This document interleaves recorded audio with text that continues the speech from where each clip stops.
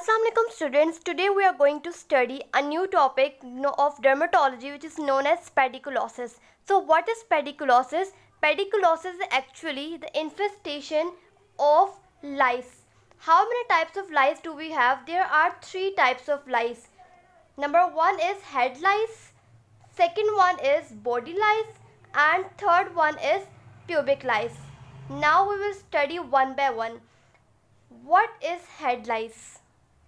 Now we are going to study about the head lice. The scientific name of head lice is Pediculosis humanus capitis. So the condition is known as Pediculosis capitis. Pediculosis का मतलब क्या है कि infestation by the help of lice, और capitis का मतलब क्या है? capitis हम word use करते हैं scalp के लिए. तो definition क्या बनी? infestation of the scalp by the head lice. अच्छा, जगह जगह आपको वर्ड जो है वो लाउस भी मिलेगा. तो louse is the singular and the lice is the plural. तो मोस्ट कॉमन होस्ट कौन होते हैं लाइस के? सबसे पहले तो ये चिल्ड्रंस में बहुत ज़्यादा कॉमन होती है. जो स्कूल गोइंग चिल्ड्रन होते हैं ख़ास तौर पे उन पे. जेंडर बेस्ड बात करें तो ये गर्ल्स में बहुत ज़्यादा कॉमन होती हैं लाइस इन्फेस्टेशन. थर्डली, जिनके लंबे बाल होते हैं और हाइजीन मेंटेन नहीं रहती है और वॉशिंग जो है वो बहुत ज़्यादा इनफ्रीक्वेंट होती है, they are also the most common host of pediculosis capitis. अब ये ट्रांसमिट कैसे करते हैं? सबको पता है कि हेड टू हेड कॉन्टैक्ट के थ्रू ट्रांसमिट करते हैं. इसके अलावा कोई भी ऐसी चीज़, फॉर एग्जांपल कॉम्स हो गए, हैट्स हो गई और ब्रशेस वगैरह, तो ये सब चीज़ें इसकी ट्रांसमिशन में बहुत इंपॉर्टेंट रोल प्ले करती हैं. देन हमारे पास आ जाते हैं symptoms. Symptoms are mild itching हो सकती है, या फिर बहुत सिवियर किस्म की स्क्रैचिंग हो सकती है. And scratching as we already know would leads to secondary infections हो सकते हैं. अगर सेकेंडरी इन्फेक्शंस हो जाए तो उसके साथ साथ हमें क्या मिलेगा? हमें लिम्फ एडिनोपैथी मिलेगी. किन रीजन्स की लिम्फ एडिनोपैथी हो सकती है? It can be of cervical lymph adenopathy और it can be of occipital lymph adenopathy. अब ये इनकी इन्फेस्टेशन साइट्स क्या हैं? ये किन एरियाज़ को बहुत ज़्यादा इन्फेस्ट करते हैं? इसमें हमारे पास स्कैल्प, जाहिर सी बात है, लेकिन स्कैल्प के कौन से रीजन? स्कैल्प का हमारे पास ऑसिपिटल रीजन आ जाता है इसमें, और इसके अलावा जो पोस्ट ऑरिकुलर रीजन होता है मोस्ट कॉमनली इन्वॉल्व होता है. बहुत रेयरली ऐसा होता है कि बियर्ड वगैरह भी इन्वॉल्व हो. Now what are the skin lesions? Skin lesions मतलब एक्चुअली आप स्कैल्प लीजन्स बोल सकते हैं कि लाइस की वजह से क्या क्या लीजन्स डेवलप हो जाती हैं. सबसे पहले तो लाइस जहाँ जहाँ बाइट करेगी वहाँ पे बाइट रिएक्शंस हो जाएंगे. बाइट रिएक्शंस कैसे होते हैं? यानी कि फॉर एग्जांपल अगर नेक पे देखा जाए, कभी कभार इतनी ज़्यादा इचिंग होती है कि नेक पे भी हमारे पास पेप्यूलर अर्ट्रिकेरिया बन जाते हैं. पेप्यूलर अर्ट्रिकेरिया कैसे दिखते हैं? Papular urticaria they are just like that. ये देखें, ये जो नेक के पीछे बने हुए लाइस की वजह से दीज आर पेप्यूलर अर्ट्रिकेरिया. उसके अलावा क्या होता है? सेकेंडरी लीजन हो सकती है, मतलब कंटिन्यूस इचिंग की वजह से, रबिंग की वजह से वहाँ पे क्या हो सकता है? एक्सकोरिएशन हो सकती है. एक्सकोरिएशन मैं अपनी पिछली वीडियो में बता चुकी हूँ. और इसके अलावा एक्जिमेटस रिएक्शंस वगैरह भी हो सकते हैं. अब डायग्नोस कैसे करेंगे इस कंडीशन को? It's very easy.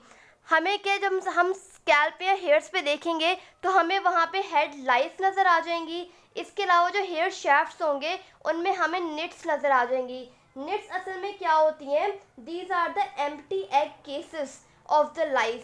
और लाइस हमें वेट कॉम्बिंग के बाद भी नज़र आ सकती है, मतलब कि हेयर्स को वॉश किया कंडीशनर के थ्रू ताकि वो स्मूथ हो जाए, उसके बाद कॉम्बिंग की और देन हमारे पास लाइस आ जाती हैं. उसके बाद हमारे पास आ जाते हैं मोस्ट इम्पॉर्टेंट ट्रीटमेंट, कि ट्रीटमेंट हम कैसे करेंगे इसका. तो जो ड्रग ऑफ चॉइस है, यानी कि जो आप अप्लाई करेंगे हेयर पे, दैट इज़ परमेथ्रिन. परमेथ्रिन कहते हैं कि ड्राई हेयर पे अप्लाई करें ओवरनाइट और फिर इस ट्रीटमेंट को 7 डेज़ बाद अगेन रिपीट करना होता है. इसके अलावा दूसरे टॉपिकल एजेंट्स में हमारे पास मैराथायोन आ जाता है, और इसके अलावा बेंजाइल बेंजोएट आ जाता है, पायरेथिन आ जाता है और डायमेटिकोन आ जाता है. अगर जो है इन्फेस्टेशन बहुत ज़्यादा सिवियर है तो फिर हम सिस्टमिक ट्रीटमेंट की तरफ जाते हैं. Now what is the systemic treatment? हम क्या देते हैं? ओरल आइवरमेक्टिन देते हैं. और दूसरी मैनेजमेंट क्या हो सकती है? दूसरी मैनेजमेंट जो है मैंने बताया वेट कॉम्बिंग जो है ये भी एक तरीका है मैनेज करने का. लेकिन ये बहुत ज़्यादा मतलब टाइम लगता है इसमें। वेट कॉमिंग को दूसरे वर्ड्स में हम बग बस्टिंग भी बोलते हैं। Now we are going to study about pediculosis corporis. Pediculosis का मतलब क्या है? लाइस इन्फेस्टेशन। और कॉर्पोरिस का मतलब क्या है कि आप बॉडी इन्वॉल्व होगी। तो इसका मतलब यहाँ पे हमारे पास कौन सी लाइस होगी? यहाँ पे हमारे पास बॉडी लाइस की इन्फेस्टेशन होती है। बॉडी लाइस का साइंटिफिक नेम क्या है? पेडिकुलोसिस ह्यूमैनस ह्यूमैनस। ये जो लाइस होती है सबसे ज़्यादा लॉन्गेस्ट होती है। अब ये किन लोगों को इफ़ेक्ट करती है? ये उन लोगों को इफ़ेक्ट करती है जो बहुत अरसे से जो इनकी हाइजीनिक कंडीशन अच्छी नहीं होती, या फिर जो होमलेस पीपल होते हैं, या फिर जो बहुत अरसे रेफ्यूजी कैंप वगैरह में रह रहे होते हैं, जिसकी वजह से वो अपने हाइजीनिक कंडीशंस मेंटेन नहीं रख पाते और एज अ रिजल्ट उनकी बॉडी में लाइस इन्फेस्टेशन हो जाती है। अब चूंकि बॉडी पे तो ये लाइस रहती कहाँ पे? क्लॉथिंग्स में रहती है। क्लॉथ में जहाँ पे फोल्ड्स वगैरह होते हैं, सीम्स वगैरह होती हैं, ये वहाँ पे एग्जिस्ट करती हैं और ये स्किन पे फीड करती हैं। और जो स्किन पे हमारे थोड़े से हेयर्स होते हैं उनको इन्होंने ग्रैब किया हुआ होता है। अच्छा, यहाँ पे अब सबसे इम्पॉर्टेंट बात इसकी ये है कि हमने पहले जो पेडिकुलोसिस कैपिटस पढ़ा था वो कोई इन्फेक्शन कॉज नहीं कर रहा था, लेकिन यहाँ पे जो बॉडी लाइस होती है it is a vector of many systemic infections. What are those infections? Number 1 is Bartonella quintana, यानी कि जो हमारी बॉडी लाइस होती है वो इस स्पीशी को ट्रांसफ़र करने में बहुत इंपॉर्टेंट पार्ट प्ले करती है। और इसकी वजह से क्या होता है? ट्रेंच फीवर हो सकता है and it can leads to endocarditis. इसे हम ट्रेंच फीवर क्यों कहते हैं कि जब वर्ल्ड वॉर्स वगैरह होती तो वहाँ सोल्जर्स जो होते थे वो कोई मतलब ट्रेंच वगैरह बनाकर ज़मीन को डिग करके वहाँ पे बहुत दिनों तक, बहुत महीनों तक बैठे रहते थे, जिसकी वजह से वो अपनी हाइजीनिक कंडीशन मेंटेन नहीं रख पाते। As a result body lice infestation हो जाती थी और वो लाइसेस इस स्पीशी को बॉडी में ट्रांसमिट करती थी और उन्हें फीवर हो जाता एंड रिजल्ट्स इन एंडोकार्डाइटिस।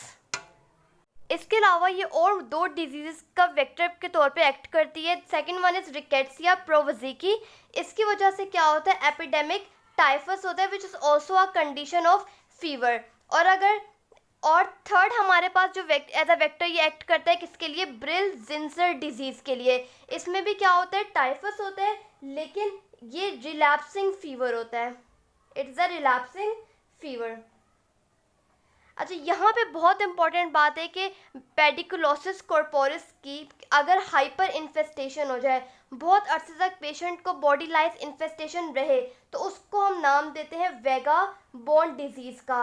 क्योंकि ऐसे पेशेंट्स की बॉडी पे क्या होता है कि स्किन जो है वो थिक हो जाती है और वो डार्क हो जाती है, क्योंकि बहुत अरसे से जो है वो लाइस बाइट्स कर रही होती हैं और सब्सीक्वेंट रबिंग और स्क्रैचिंग की वजह से उनकी स्किन पे ये इफ़ेक्ट आता है। तब हम इसको बोलते हैं it's a vagabond disease. This an example of pediculosis corporis में देखिए पूरी बॉडी पे हमारे पास क्या है? ये स्किन पिगमेंटेशन वगैरह हो गई है, और ये अगर थिक और डार्क स्किन हो जाए इसको हम वेगा बोन्स डिजीज़ बोलेंगे।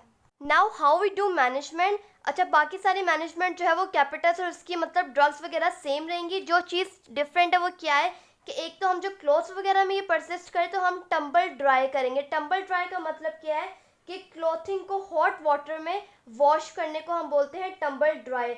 इसके अलावा जो है हम क्लोथिंग को सील्ड प्लास्टिक बैग में रखेंगे 2 दिन के लिए, ताकि लाइस वगैरह जो है उनकी डेथ हो जाए।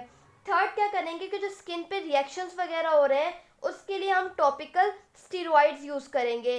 फोर्थ, जो इन रिएक्शंस की वजह सेकेंडरी इन्फेक्शंस हो रहे हैं उनके लिए हम एंटीबायोटिक्स देंगे पेशेंट को।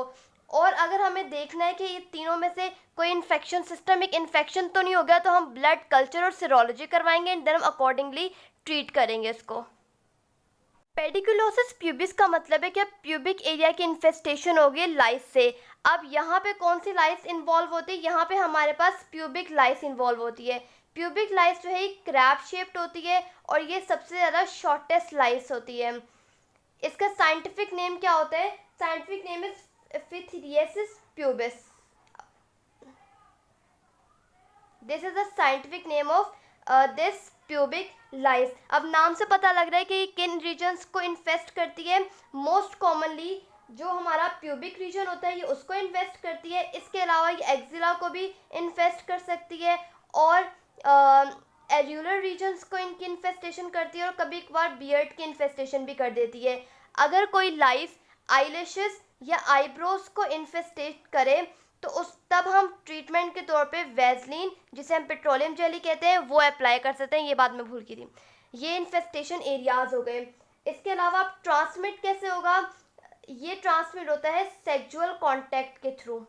इसकी ट्रीटमेंट बाकी ट्रीटमेंट्स के मतलब जो बाकी ट्रीटमेंट है वही इसकी ट्रीटमेंट है। एक्स्ट्रा चीज़ ये है कि जिन एरिया को ये इन्वॉल्व करेगा हमने वहाँ के हेयर्स को शेव कर देंगे। फॉर एग्जांपल प्यूबिक इन्वॉल्वमेंट है तो प्यूबिक हेयर की शेविंग हो जाएगी, एक्सरे इन्वॉल्वमेंट तो एक्सरे हेयर की शेविंग हो जाएगी। यहाँ पे हमारे पास जो पेडिकुलोसिस का टॉपिक है ये कंप्लीट हो गया है। Now we will proceed towards another topic. Please let me know in the comment section how was the video and which topics do you want to study further.